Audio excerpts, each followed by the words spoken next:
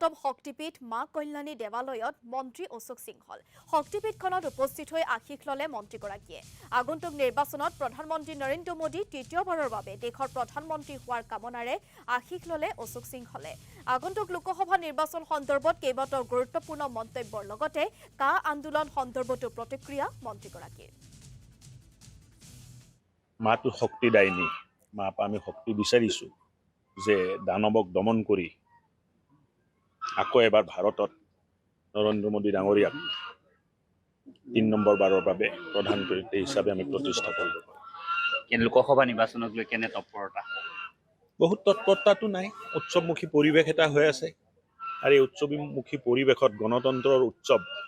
নিৰ্বাচন ভালদৰে পাৰ হ'ব লাগে হাঁহি ধেমালিৰ মাজত পাৰ হ'ব লাগে বেয়া কথা ক'ব নালাগে ঢেকীয়াজুলি গুপ্তেশ্বৰ মন্দিৰৰ পৰা আৰম্ভ কৰি উত্তৰ পাৰত মা আৰু বাবাৰ বহুত জাগৃত স্থান আছে গোটেই গুপ্তেশ্বৰ মহাভৈৰৱ আমাৰ